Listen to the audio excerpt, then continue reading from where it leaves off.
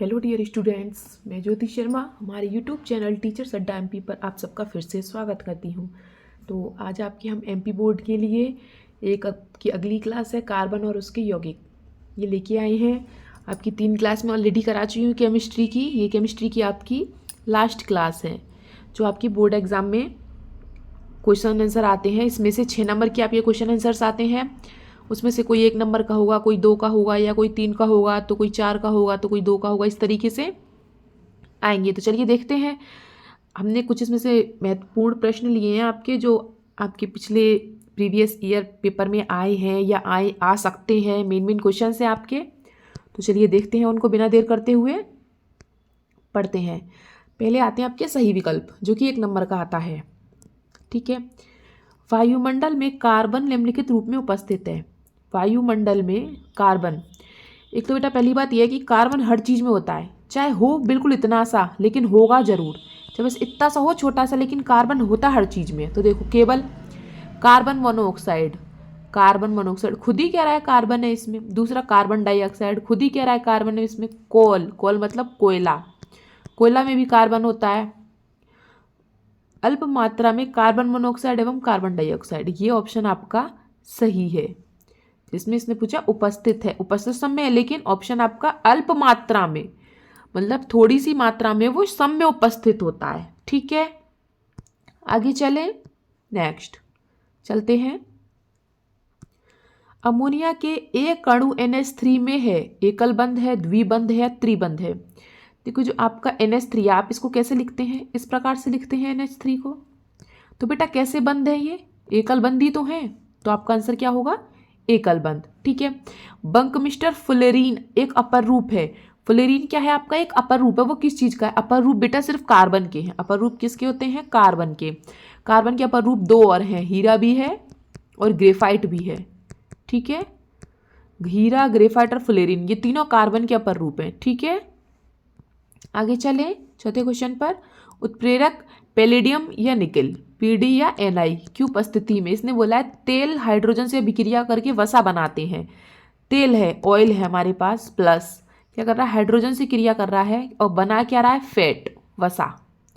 तो ये कैसी अभिक्रिया है? संयोजन है, प्रतिस्थापन है, विस्थापन है, उपचयन है। देखो बेटा ये दोनों मिलके एक चीज बना रहे हैं। क्या हो रहा है? कॉम्बिनेशन हो रहा है, संयोजन हो रहा है। तो आपकी कौन सी अभिक्रिया होगी? ये संयोजन अभिक्रिया। ठीक है, हर चीज को ऐसे नहीं है अपनी आंखों से देखो, ये उसको अलग अलग तरीके से देखने की कोशिश करोगे ना, तो आपका आंसर आपके क्वेश्चन में ही छुपा होता है। ठीक है, निम्न में से किस यौगिक में OH एक क्रियात्मक समूह है? फंक्शनल ग्रुप, एक फंक्शनल ग्रुप होता है हमारा OH, जिसे हम क्या कहते हैं? एल्कोहल, है ना। इसे हम क्या कहते हैं? एल्कोहल। तो इसमें देखो एल्कोहल को आप किस तरीके से बोलते हैं? ब्यूटेनॉल, ये तो गलत है। ब्यूटेनोइक, इसमें तो ओइक आ रहा है। ब्यूटेनॉल, ये सही है। ऑल, एल्कोहल, ब्यूटेनॉल, एक सा लग रहा है सुनने में, है ना। तो आपका आंसर क्या होगा? ब्यूटेनॉल। ठीक है, आगे चले बेटा। साबुन के अणुओं में क्या होता है? साबुन के अणुओं में क्या होता है? मैंने जब आपकी 10th क्लास की ये चैप्टर पढ़ाया था साबुन वाला, तो इसमें जो मैंने आपको बताया था कि साबुन के अणु कैसे होते हैं, किस प्रकार से होते हैं, कि जो अंदर की तरफ होता है तो वो तो उनका सिर होता है, और पीछे की तरफ उनकी पूंछ होती है। इस तरीके से बताया था मैंने, है ना। तो ये जो अंदर की तरफ, ये तो क्या, ये तो बेटा सिर है, और ये पीछे की तरफ उनकी पूंछ होती है ना। जब आप साबुन को ऐसे ऐसे सर्फ को उसमें ऐसे साबुन को पानी में घोलते हो इस तरीके से, तो यहाँ तो इस तरीके से ऐसे बन जाते हैं। आपने देखा होगा कभी झाग, और पीछे ऐसे खुले खुले से रह जाते हैं थोड़े, है ना। तो इन्हें हम सिर बोलते हैं इनका, और पीछे वाली को हम क्या बोलते हैं? ये पूंछ। और बेटा एक बात और, ये जब दूर है, ये पूंछ दूर है, तो इन्हें हम क्या बोलेंगे? ये जल विरागी है। ये क्या है? जल विरागी, मतलब जल से दूर है। और ये जो अंदर मिल गए जल में, ये कौन है? जल रागी। ये क्या है? इसका सिर क्या है? जल रागी। तो हमें इनमें से ऐसे ही ढूंढना है। देखो जल रागी सिर सही है, और एवं जल विरागी पूंछ, ये मतलब पहला ही ऑप्शन सही है आपका। दूसरा और देख लेते हैं हम। जल विरागी सिर, जल विरागी थोड़ी नहीं है, सिर तो अंदर की तरफ होता है, तो वो तो जल रागी होगा। तो गलत है। जल रागी सिर, जल रागी पूछ, एक से ऑप्शन कभी नहीं होते। जल रागी दोनों नहीं हो सकते, और इधर जल विरागी दोनों नहीं हो सकते। ठीक है, तो आपको सिर्फ इन दोनों में से चॉइस करना था, जो कि मैं आपको बता चुकी हूँ कि जो सिर होता है वो अंदर की तरफ होता है तो वो जल रागी है। ठीक है, पूंछ बाहर की तरफ होती है वो क्या है, जल विरागी है। ठीक है बेटा। नेक्स्ट, क्लोरीन कमरे के ताप पर संतृप्त हाइड्रोकार्बन से क्रिया करती है। देखो क्लोरीन है आपकी, इससे मानो कोई क्लोरीन ले लेते हैं हम, जैसे कि Cl ले लिया, क्लोरीन हो गई। हाइड्रोकार्बन HC, अभी फिलहाल हम ऐसे ही ले लेते हैं CH2 या C2H5, वैसे नहीं लेते, नॉर्मल ले लिया मैंने आपके लिए। क्रिया कर रही है तो क्रिया करके क्या बनाएगी, चाहे वो यहाँ पे मैं 2 ले लूँ, यहाँ पे 4 ले लूँ, कुछ भी ले लूँ, फिर भी ये HCl ही होगा, है ना। और आपका ये कार्बन अलग हो जाएगा। तो इसमें आपको जल की ज़रूरत है, नहीं ज़रूरत है।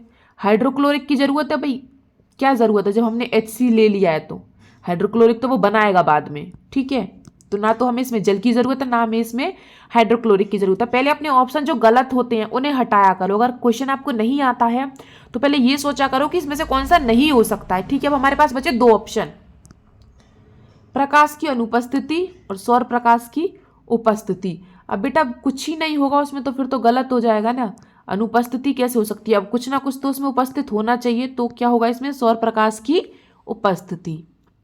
ठीक है, आगे चलें 8वें क्वेश्चन पर। चलिए, पेंटेन का आणविक सूत्र दे रखा है आपको, इसमें पूछा सहसंयोजी बंध कितने, सहसंयोजी बंध मतलब कोवेलेंट बॉन्ड, इसमें बॉन्ड कितने हैं। तो अभी कुछ बच्चे क्या कर रहे होंगे, 12 और 5 17, 17 पे लगा देंगे निशान और आपका आंसर गलत हो जाएगा। फिर आगे कहते हैं कि हमारा तो गलत हो गया। तो बेटा पहले स्ट्रक्चर तो बना के देख लो। देखो C 1 2 3 4 5, आपके 5 C बन गया, 12 कितने, ये H कितने आपके हाइड्रोजन, 12, 1 2 3 4 5 6 7 8 9 10 11 12। अब जरा इन बॉन्ड को गिनो, 1 2 3 4 5 6 7 8 9 10 11 12 13 14 15 16, कितने हुए, 16 बॉन्ड हुए। तो कितने बॉन्ड बने बेटा, 16। ठीक है, जल्दी जल्दी में ऐसे मत किया करो कि 5 और 12 17 हो गए, 17 पे लगा दिए, फिर फटाक किसी ने गलत हो जाता है, फिर रोते हैं घर आके। प्रश्न नंबर 9 देखिए, सिरका एक विलयन है, वो सिरका एक विलयन होता है ये सबको पता है, लेकिन सिरके में किस किस चीज़ का विलयन होता है वो, ये क्वेश्चन आपके जो मैंने कंसेप्ट पढ़ाए थे उनमें भी आया था। सिरका होता है विलयन एसिटिक अम्ल का आपका और जल का, लेकिन इसमें एसिटिक अम्ल आपके 2 हैं और जल भी 2 हैं, एल्कोहल तो होता ही नहीं है उसमें सिरके में। ठीक है, तो आपका जो सिरका होता है वो किसका विलयन होता है, जल का और एसिटिक अम्ल का। लेकिन अब ये 50 से 60% होगा, इसमें 5 से 8%, अगर 50 से 60% होएगा तब तो सिरका की जगह कुछ और ही बन जाएगा। सिर्फ जल लेना है हमें, जल में 5 से 8% एसिटिक अम्ल मिलाने से आपका क्या बन जाता है, सिरका। तो आपका ऑप्शन नंबर C सही है। ठीक है, निम्नलिखित में से कौन सजातीय श्रेणी का सदस्य नहीं है, सजातीय श्रेणी को छोड़िए। देखो कार्बन 1 है, इसमें 2 है, इसमें 3 है, इसमें 4 है, ये तो ठीक है भाई, चलो नंबर वाइज है। इसमें देखो इसमें 4 हैं, 4 और 2 6, 6 और 2 8, 8 और 2 10, यहाँ क्या होना चाहिए था 10, तो मतलब कि आपका ये नहीं है सजातीय श्रेणी का सदस्य। ठीक है, सिंपल सा तरीका है, हर चीज़ में ट्रिक लगाने की कोशिश किया करो तभी आगे बढ़ पाओगे। ठीक है, नेक्स्ट, कार्बन अपने चारों संयोजी इलेक्ट्रॉन, कार्बन के चारों संयोजी इलेक्ट्रॉन है का 4 एकल संयोजी परमाणुओं से साझा करके, कोई और भी परमाणु होगा इधर उधर, मान लिया हमने हाइड्रोजन ले लिया इसके चारों तरफ, इसकी वैलेंसी 4 होती है कार्बन की, है ना, 4 सहसंयोजी बंध बना लिए उसने, ये क्या कर लिया, अब ये इसने सहसंयोजी बंध बना लिया इस तरीके से। ठीक है, एक एक हाइड्रोजन का इलेक्ट्रॉन, एक एक कार्बन का, 4 सहसंयोजी बंध बनाने के बाद यह निम्न की इलेक्ट्रॉनिक संरचना प्राप्त करता है। ये पूछ रहा है कि इलेक्ट्रॉनिक संरचना ये किसकी होगी, जो ये मैंने संरचना बनाई है वो किसकी संरचना है, इस तरीके से ये किसकी संरचना हुई बेटा, ये हीलियम की तो होगी नहीं, क्योंकि हीलियम में तो सिर्फ 2 इलेक्ट्रॉन होते हैं, ये होगी नियॉन की, 10Ne नियॉन, पहले उसमें 2 और दूसरे में 8 इलेक्ट्रॉन। ठीक है, हाइड्रोकार्बन का पूर्ण दहन होता है, हाइड्रो और कार्बन, उसने पूछा इसको पूरा दहन कब होगा, इसका पूरा कब चला जाएगा, हाइड्रो और कार्बन। देखो आपको पहला दिया है CO प्लस H2, आप जरा इसको बना के देखो तो आप क्या बनाएंगे, CO2 प्लस H2, दहन कहाँ हुआ है, दोनों अलग अलग हो गए हैं, अब आता है CO2 और H2O। दूसरा देखो CO2 प्लस H2O, इसको आप किस तरीके से बना सकते हैं? इसको हम यहाँ पे 6 लिख दें, यहाँ पे 6 लिख दें, तो ये बन जाता है हमारा C6H12O6। ये क्या बन गया आपका? ग्लूकोज। ठीक है, और बचा क्या आपका? 6O2, और हमें यही बनाना था, कार्बन और हाइड्रोजन। ठीक है, ऑक्सीजन निकल जाए उससे कोई मतलब नहीं है, तो आपका दूसरा आंसर ही सही है। ठीक है, नेक्स्ट, निम्न में से कौन सा असंतृप्त हाइड्रोकार्बन है? असंतृप्त हाइड्रोकार्बन आपके कौन से होते हैं? ईन और आयन वाले, और आपके एन जो होते हैं वो कौन से होते हैं? वो संतृप्त होते हैं। ठीक है, तो एसिटिलीन, ईन, तो ये क्या है? असंतृप्त। यही आपका ऑप्शन है। देखो एन, प्रोपेन, मिथेन, ये तीनों एन एन है, मतलब कि ये कौन से हैं? आपके तीनों संतृप्त हैं, और ये आपका असंतृप्त हो गया। चलिए आगे चलते हैं। खाना बनाते समय यदि बर्तन की तली बाहर से काली हो रही है तो इसका मतलब क्या है? भोजन पूरी तरीके से पकानेंगे तो कोई बात ही नहीं हुई। बाहर से क्या मतलब है उसका? काले होने से। ईंधन पूरी तरह से जल नहीं रहा, ये ऑप्शन आपका सही है। आपने देखा होगा जब मम्मी चूल्हे में आग लगाती है तो उसमें बार बार ईंधन डालती रहती है, बार बार डालती रहती है। क्यों? ताकि आग बुझे ना। तो वो पूरी तरीके से तो नहीं जलता ना, जले हुए में मम्मी कच्चा डाल देती है। मानो एक लकड़ी जल गई उसकी, फिर मम्मी दूसरी लकड़ी लगा देती है, फिर तीसरी लकड़ी लगा देती है, तो वो कच्ची तो रह जाती है एक प्रकार से। तो मतलब कि यह है कि ईंधन पूरी तरीके से जल नहीं रहा, इसलिए वो आपकी जो तली होती है ना बर्तन की, वो बाहर से काली हो जाती है। ठीक है, नेक्स्ट, समावयी के यौगिकों के लिए कौन सा कथन सत्य है? समावयी मतलब आइसोमर। आइसोमर में क्या होता है? जो उनके गुणों में, उनका जो गुण होते हैं, उनके यौगिकों के जो गुण होते हैं उनमें अंतर होता है बस। ठीक है, तो समावयी के यौगिकों के लिए कौन सा कथन सही है? ये पहला वाला ही सही है, ये रहा। उनके यौगिक गुणों में अंतर, उनके अणु सूत्र समान होते हैं, उनके संरचना सूत्र समान होते हैं, उसके रासायनिक गुण समान होते हैं, उसका मास नंबर समान होता है। ठीक है, कार्बन की परमाणु संख्या सबको पता होती है, 6C कार्बन होता है, तो इसकी परमाणु संख्या क्या है? Atomic number 6। ठीक है, चलिए आगे चलते हैं। आपके खाली स्थान पर कार्बन की संयोजकता 4 होती है, वैलेंसी। संयोजकता मतलब वैलेंसी। ठीक है, में श्रृंखला क्षमता अधिक होती है। श्रृंखला, ज्यादा से ज्यादा श्रृंखला किसकी बनती है? कार्बन की। शराब में क्या होता है? Alcohol, ethyl alcohol. ठीक है, यौगिकों में समावयता को गुण पाया जाता है। कौन से यौगिक है बेटा? कार्बनिक यौगिक। कार्बनिक यौगिकों में समावयता का गुण पाया जाता है। सिरका में क्या होता है? एसिटिक अम्ल, अभी थोड़ी देर पहले ही बताया था मैंने, और उसे एथेनोइक अम्ल भी कहते हैं। ठीक है, नेक्स्ट देखो, CHO एल्डिहाइड एल्केनाइल का सूत्र है। सही बात है, जो CHO ग्रुप है हम क्या कहते हैं? ये एल्डिहाइड ग्रुप है हमारा। ठीक है, कार्बन विद्युत संयोजी बंध बनाता है। गलत।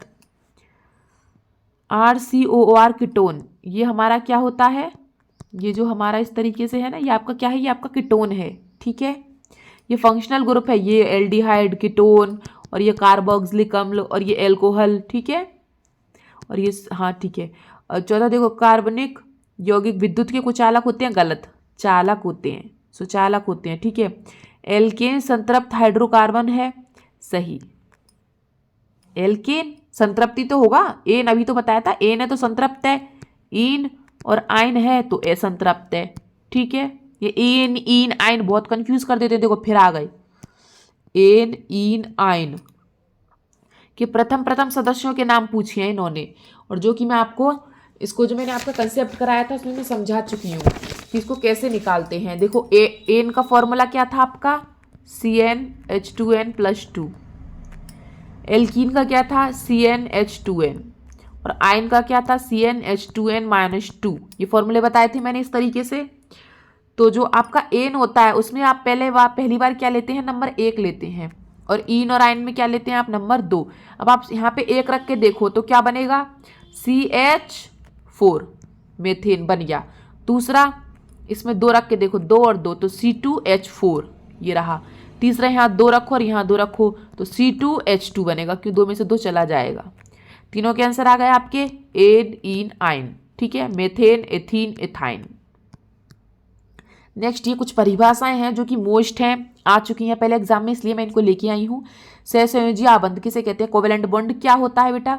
जब इलेक्ट्रॉनों के बीच की जो साझेदारी से बंध बनते हैं ना, जैसे ये C है, ये हाइड्रोजन है। ठीक है, C के पास 4 इलेक्ट्रॉन है, हाइड्रोजन के पास 1-1 इलेक्ट्रॉन होता है, तो इनकी साझेदारी हो गई कि भाई तू मुझे दे दे मैं तुझे दे दूँ, तो ये हमारा एक तरीके का बॉन्ड बन जाएगा इस तरीके से। दो परमाणुओं के बीच इलेक्ट्रॉन की साझेदारी से बनने वाले आबंध को सहसंयोजी बंध कहते हैं। कार्बनिक यौगिकों के मध्य सहसंयोजी आबंध होते हैं। हाइड्रोकार्बन क्या है?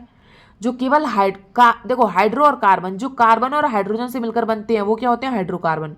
ऐसे कार्बनिक यौगिक जो केवल हाइड्रोजन और कार्बन से मिलकर बनते हैं वो क्या होते हैं? हाइड्रोकार्बन, जैसे कि मेथेन, इथेन। ठीक है। विषम परमाणु क्या होते हैं? विषम परमाणु वो होते हैं जो हाइड्रोजन को विस्थापित कर देते हैं, हाइड्रोजन को भगा देते हैं। हाइड्रोजन से कहते हैं तू जा। किसी कार्बनिक यौगिक से हाइड्रोजन को प्रतिस्थापित करने वाले तत्वों को विषम परमाणु कहते हैं। ठीक है। ये प्राय कार्बन एवं हाइड्रोजन के अतिरिक्त तत्व होते हैं, जैसे हेलोजन, ऑक्सीजन, सल्फर, नाइट्रोजन आदि। नेक्स्ट, प्रतिस्थापन अभिक्रिया। प्रतिस्थापन का मतलब होता है डिस्प्लेसमेंट। प्रतिस्थापन अभिक्रिया क्या होती है? डिस्प्लेसमेंट। जब किसी कार्बनिक यौगिक से एक हाइड्रोजन परमाणु को विस्थापित करके कोई विषम परमाणु या परमाणुओं का समूह के स्थान को ग्रहण कर लेता है तो अभिक्रियाएं प्रतिस्थापन हो जाती हैं। ठीक है। प्रतिस्थापित उन्हें कर, जैसे कोई भी आप एग्जाम्पल ले लो, जैसे कि HCl और दूसरा ले लेते हैं। एक तो मैं ले लेती हूँ H2O, एक तो जल ले लिया, ठीक है, और दूसरा मैं ले लेती हूँ Cl।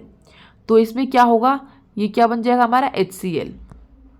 ये विस्थापित हो गया, OH ने इसको मिलके यहाँ से विस्थापित कर दिया। इस तरीके से जब किसी चीज़ का हम विस्थापन कर देते हैं, ठीक है, जैसे NaOH ले लिया और H2O ले लो, तो आपका ये क्या बनेगा? हम HCl ले लेते हैं, HCl, तो आपका क्या बनेगा? ये NaCl। ये यहाँ से विस्थापित हो गया। ठीक है। इस प्रकार की अभिक्रियाएं। एस्टरीकरण क्या है? एस्टरीकरण बेटा आपके वो होते हैं, जैसे आपका ये दो अम्ल हैं आपकी, कार्बनिक अम्ल एवं एल्कोहल। अभिक्रिया के फलस्वरूप जल के अतिरिक्त बनने वाले पदार्थ को आप क्या कहते हो? एस्टर। जैसे कि हमारा कोई कार्बनिक अम्ल ले लो आप, कोई भी एसिड ले लो आप, जैसे कि मैं HCl ले लूँ प्लस और एल्कोहल। एल्कोहल मतलब C2H5OH, OH तो एल्कोहल ही होगा ये। नेक्स्ट, इसकी मैं अगर क्रिया करती हूँ तो ये क्या बनेगा? इसमें एक तो जल बन गया ये H2O प्लस दूसरा आपका C2H5Cl। ये तो जी ये जो आपका ये जो दूसरा पदार्थ बनता है ना जल को छोड़ के, वो आपका क्या होता है? ये एस्टर होता है। ठीक है। और ये जो अभिक्रियाएं होती हैं उन्हें क्या कहते हैं? हम एस्टरीकरण कहते हैं। किण्वन क्या होता है? किण्वन वो होता है जो आपके जटिल कार्बनिक यौगिक होते हैं, हार्ड आपके यौगिक होते हैं, ऑर्गेनिक कंपाउंड होते हैं आपके हार्ड, वो सॉफ्ट में चेंज हो जाते हैं, तब उन्हें हम क्या कहते हैं? किण्वन। जैसे कि आप पढ़ लेते हैं, वे रासायनिक अभिक्रियाएं जिनमें जटिल कार्बनिक यौगिक एंजाइम की उपस्थिति में धीरे धीरे सरल कार्बनिक यौगिक में अपघटित हो जाते हैं, वो किण्वन कहलाता है। ठीक है। साबुनीकरण क्या है? जो आपके बेस होते हैं, साबुन में बेस होते हैं, वो आपके जो तेल होते हैं या फैट होता है कि जल अपघटन की अभिक्रिया स्वरूप साबुन बनने का प्रक्रम साबुनीकरण कहलाता है। ठीक है। कार्बन और उसके यौगिक का उपयोग अधिकतर अनुप्रयोगों के ईंधन के रूप में क्यों किया जाता है? कार्बन का उपयोग, क्योंकि जो कार्बन होता है वो ईंधन का क्या होता है? प्रमुख स्रोत होता है। जैसे कि कोयला में कार्बन होता है ना, इस तरीके से। क्यों होता है? क्योंकि जो उसमें ऊष्मीय ऊर्जा ज़्यादा होती है। ठीक है। कार्बन एवं इसके यौगिक हमारे ईंधन के प्रमुख स्रोत हैं। ये दहन के फलस्वरूप ऊष्मीय ऊर्जा उत्पन्न करते हैं, इसलिए इनका अनुप्रयोग अधिकतर ईंधन के रूप में होता है। ठीक है। कठोर जल में साबुन से उपचारित करने पर झाग के निर्माण को समझाइए। ये भी मैं ऑलरेडी पहले ही करा चुकी हूँ, चैप्टर के कंसेप्ट में आपको बहुत मैंने डिटेल में समझाया है। तो जो आपका साबुन में होता है वो क्या होता है? उसमें कैल्शियम और मैग्नीशियम होता है, कैल्शियम और मैग्नीशियम होता है। तो क्या होता है? साबुन कठोर जल में उपस्थित कैल्शियम एवं मैग्नीशियम लवणों से अभिक्रिया करता है। ऐसे में झाग उत्पन्न करने के लिए अधिक मात्रा में साबुन का उपयोग करना पड़ता है, इसलिए हम लोग साबुन कम सरफ का उपयोग ज़्यादा करते हैं, डिटर्जेंट जिसे कहते हैं, है ना। डिटर्जेंट भी आएगा आगे। ऑक्सीकारक क्या है? ऑक्सीकारक वो है जो अन्य पदार्थों को ऑक्सीजन देते हैं। जो पदार्थ अन्य पदार्थों को ऑक्सीजन देने की क्षमता रखते हैं वो क्या होते हैं? ऑक्सीकारक। ठीक है। क्या आप डिटर्जेंट का उपयोग कर बता सकते हैं कि जल कठोर है या नहीं? हाँ, बता सकते हैं। क्यों, कैसे बता सकते हैं? अगर वो कठोर जल होगा तो उसमें कम झाग बनेंगे, और अगर मृदु जल होगा तो उसमें ज़्यादा झाग बनते हैं। डिटर्जेंट का उपयोग कर आप बता सकते हैं क्योंकि डिटर्जेंट कठोर एवं मृदु प्रकार जल के साथ दोनों में समान रूप से झाग नहीं देता है। ठीक है। संतृप्त और असंतृप्त हाइड्रोकार्बन अभी बताया था। संतृप्त है तो एन होगा और असंतृप्त है तो ईन और आयन होगा। ऐसे हाइड्रोकार्बन जिनमें केवल एकल सहसंयोज बंध होते हैं। एकल समझ में आ गया, एन तो क्या हो गया बेटा, वो संतृप्त है। संतृप्त हाइड्रोकार्बन कहलाते हैं। तथा वे हाइड्रोकार्बन जिनमें एक या एक से अधिक द्विबंध या त्रिबंध होते हैं, वे क्या होते हैं आपके असंतृप्त हाइड्रोकार्बन। ठीक है, एल्केन एल्कीन एल्काइन, वही ये तो संतृप्त है आपका और ये दोनों असंतृप्त है। ठीक है, वे हाइड्रोकार्बन जिनमें सभी एकल बंध होते हैं वे एल्केन, और कम से कम एक आबंध द्विबंध हो वो एल्कीन, और जिनमें कम से कम एक आबंध त्रिबंध हो वो एल्काइन। ठीक है, सिंगल बॉन्ड है तो एल्केन, डबल बॉन्ड है तो एल्कीन, और ट्रिपल बॉन्ड होता है एल्काइन। ठीक है, कार्बन के 2 गुणधर्म लिखिए जिनके कारण हम चारों ओर कार्बन यौगिकों की विशाल संख्या दिखाई देती है। आपने देखा होगा कार्बन को आप कितना भी जोड़ लीजिए उसे कोई फर्क नहीं पड़ने वाला। कार्बन की श्रृंखला सबसे बड़ी श्रृंखला होती है। ठीक है, तो पहला आंसर इसका हो गया श्रृंखलन क्षमता। दूसरा, आप इसको इस तरीके से भी लिखते हैं क्यों, क्योंकि इसके पास 4 वैलेंसी होती है। ठीक है, तो चतुसंयोजकता। ठीक है, हाइड्रोजनीकरण क्या होता है, हाइड्रोजनीकरण में क्या होता है आपका, जो उसमें हाइड्रोजन उपस्थित होते हैं यौगिक में, ठीक है, वो क्या होता है, जो कार्बन यौगिक होते हैं आपके साथ उनके साथ मिलकर वो संतृप्त बन जाता है। जैसे कि असंतृप्त जो होता है ना आपका, असंतृप्त है जैसे ईन और आयन है, तो वो संतृप्त बन जाते हैं, एन बन जाते हैं। उपयुक्त उत्प्रेरक की उपस्थिति में हाइड्रोजन असंतृप्त कार्बनिक यौगिकों से संयुक्त होकर संतृप्त करने की प्रक्रिया हाइड्रोजनीकरण कहलाती है। हाइड्रोजनीकरण अभिक्रिया का औद्योगिक अनुप्रयोग निकिल प्रेरक की उपस्थिति में वनस्पति तेलों की इन से अभिक्रिया करके वनस्पति घी बनाने में होता है। इनका उपयोग ज्यादातर एनआई या पीडी की उपस्थिति में होता है, निकिल या पैलेडियम की उपस्थिति में। ठीक है, समावयी एवं समावयता क्या होता है, समावयी समझ लो, समावयता अपने आप हो जाएगी। देखो कैसे, जब एक ही अणुसूत्र द्वारा, जब एक ही सूत्र द्वारा 2 या 2 से अधिक कार्बनिक यौगिकों प्रदर्शित किए जाते हैं, जब एक ही अणुसूत्र द्वारा 2 या 2 से अधिक कार्बनिक यौगिक प्रदर्शित किए जाते हैं तो वो क्या होते हैं, समावयही कहलाते हैं, और इनके जो गुण है वो समावयवता कहलाती है। ठीक है, क्रियात्मक या क्रियाशील समूह, क्रियाशील समूह होते हैं आपके फंक्शनल ग्रुप।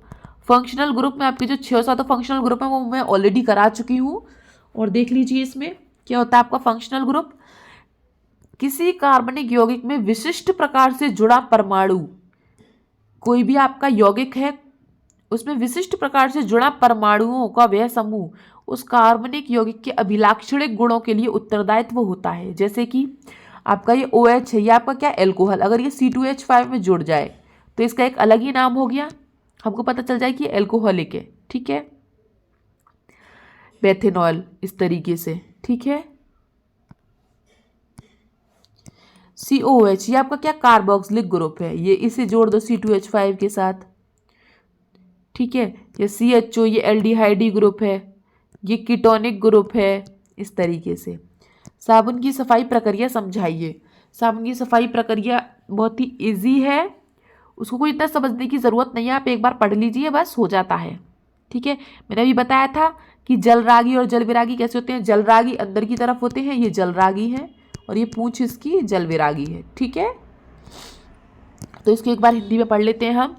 साबुन का अणु 2 भागों से बना होता है, एक पहला लंबा हाइड्रोकार्बन वाला भाग जो ये वाला है, ठीक है, दूसरा उसका Na छोटा युक्त अम्लीय भाग ये वाला। इसमें R जलविरागी, ये जो है ये जलविरागी है जो बाहर वाला भाग है। एक आयनिक अम्लीय श्रेया जलरागी होता है, ये अंदर वाला आपका जलरागी होता है। ठीक है, अम्लीय भाग आपका जलरागी होता है। जब गंदे कपड़ों को पानी में साबुन के साथ मिलाया जाता है तो साबुन के अणु एक आयनिक भाग जलरागी होने के कारण जल में विलय हो जाता है, जबकि साबुन के अणु का दूसरा भाग जलविरागी होने के कारण तेल या ग्रीस वाले भाग से संलग्न हो जाता है। जब आप इसमें कपड़े घोलते हो ना, बाल्टी में कपड़े डालोगे, पहले साबुन डाल दिया फिर कपड़े डाल दिए, तो ये वाला भाग तो घुल जाएगा, लेकिन ये वाला भाग क्या होगा, जो कपड़े की गंदगी की होगी ना उससे अपनी तरफ खींच लेगा। गंदे कपड़ों को साबुन विलयन में खगालने पर साबुन के अणुओं से संलग्न गंदगी के कण जल में घुलकर निकल जाते हैं, इस प्रकार कपड़े साफ हो जाते हैं। ठीक है, प्रथम 4 हाइड्रोकार्बनों के नाम, सूत्र एवं संरचना लिखिए। अब कोई भी ले सकते हैं आप, जैसे कि मैंने ले लिया methane, ethane, ethene, ethyne. Methane CH4 ये आपका स्ट्रक्चर बन गया। C2H6 को आप इस तरीके से बना सकते हैं, C2H4 को आप इस तरीके से बना सकते हैं, C2H2 को आप इस तरीके से बना सकते हैं। ठीक है, हर स्ट्रक्चर को हर तरीके से बना सकते हैं।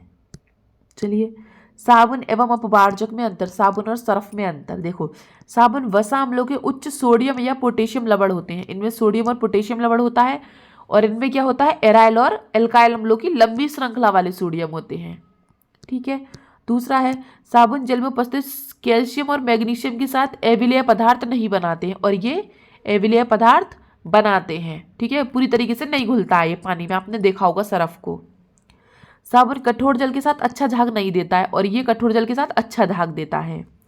साबुन सामान्यतः कपड़े धोने के लिए अधिक उपयुक्त नहीं है, क्योंकि कपड़े तो अच्छे सरफ से ही धोए जा सकते हैं। ठीक है। अपमार्जक सामान्यतः कपड़ों की धुलाई के लिए ही निर्मित किए गए हैं। भौतिक एवं रासायनिक गुणधर्मों के आधार पर एथेनॉल और एथेनोइक अम्ल में आप कैसे अंतर करेंगे। एथेनॉल और एथेनोइक अम्ल का अंतर पूछा है दोनों का, देख लेते हैं अंतर। एथेनॉल बेटा आपका क्या है, ये क्या होता है, रंगहीन होता है, इसकी मीठी मीठी सी गंध होती है और तीक्ष्ण स्वाद वाला द्रव पदार्थ है। और एथेनोइक क्या होता है, ये भी रंगहीन होता है, लेकिन इसकी गंध कैसी होती है, सिरके जैसी, और स्वाद में कैसा होता है, ये खट्टा होता है, लेकिन दोनों ही द्रव होते हैं। ठीक है। इसको आप, इसका क्वथनांक क्या है, 78 डिग्री सेंटीग्रेड, और इसका 118 डिग्री सेंटीग्रेड। केल्विन में देखें तो आप इसका 351 और इसका 391। सेंटीग्रेड से केल्विन में कैसे चेंज करते हैं और केल्विन से सेंटीग्रेड में कैसे चेंज करते हैं, इसकी मेरी एक 10 मिनट की क्लास है, अगर नहीं आता है चेंज करना तो देख लीजिए, क्योंकि बोर्ड में इससे भी क्वेश्चन आ जाता है। एथेनॉल क्या होता है, उदासीन होते हैं, प्रकृति लिटमस पत्र को प्रभावित नहीं करता, ये न्यूट्रल है। जो आपका लिटमस पेपर होगा ना, अगर आप उसको एथेनॉल में डालोगे तो उसका कोई प्रभाव नहीं पड़ेगा। लेकिन एथेनोइक क्या होते हैं, उनमें एसिड होता है, और एसिड होता है तो वो क्या कर देंगे, आपके पेपर को लाल कर देंगे। ठीक है। और अगर बेस होते हैं तो क्या होता है, ब्लू हो जाता है पेपर। कार्बोनेट या हाइड्रोजन कार्बोनेट से अभिक्रिया नहीं करते। एथेनॉल क्या होते हैं, आपके जो कार्बोनेट होते हैं या हाइड्रोजन कार्बोनेट, उनसे क्रिया नहीं करते हैं। लेकिन जो एथेनोइक है वो कार्बोनेट एवं हाइड्रोजन कार्बोनेट से अभिक्रिया करके रंगहीन गंधहीन बुलबुलों के साथ CO गैस निकालता है। ठीक है। नेक्स्ट, आपके जो एथेनॉल है वो क्षारकों के साथ अभिक्रिया नहीं करता है। एथेनॉल क्षारकों के साथ अभिक्रिया नहीं करेगा, और ये क्षारकों के साथ क्रिया करके लवण और जल बनाता है। नेक्स्ट, यह कार्बोक्सिलिक अम्लों से अभिक्रिया करके मृदु गंध वाले एस्टर बनाता है। ये एस्टर बनाता है, और ये आपका कैसे बनाता है, ये सिर्फ एल्कोहलों से अभिक्रिया करके गंध एस्टर बनाता है, और ये कार्बोक्सिलिक अम्ल से। याद रखना, एथेनॉल है तो कार्बोक्सिलिक अम्ल से क्रिया करेगा, और एथेनोइक है तो एल्कोहल से क्रिया करके एस्टर बनाते हैं। ठीक है। आज की हमारी क्लास इतनी थी, इतने से क्वेश्चन थे आपके। और अगर आपको मेरी वीडियो अच्छी लगे, आपको क्वेश्चन आंसर अच्छे लगे बेटा, तो प्लीज़ लाइक करके जाया करो, और जिससे सब्सक्राइब नहीं किया सब्सक्राइब कर दीजिए, और कमेंट करके अगर आप कुछ पूछना चाहते हैं तो पूछ सकते हैं। और आपको PDF चाहिए या 10th 9th क्लास के नोट्स या PDF कुछ भी कंसेप्ट सॉल्यूशन चाहिए, तो ये हमारा टेलीग्राम चैनल है, आप इसे ज्वाइन कर सकते हैं, आपको हर प्रकार का सॉल्यूशन मिल जाएगा। मेरी वीडियो को देखने के लिए आप सबका बहुत बहुत धन्यवाद। मिलते हैं आपसे अगली क्लास में, तब तक के लिए हैव ए नाइस डे।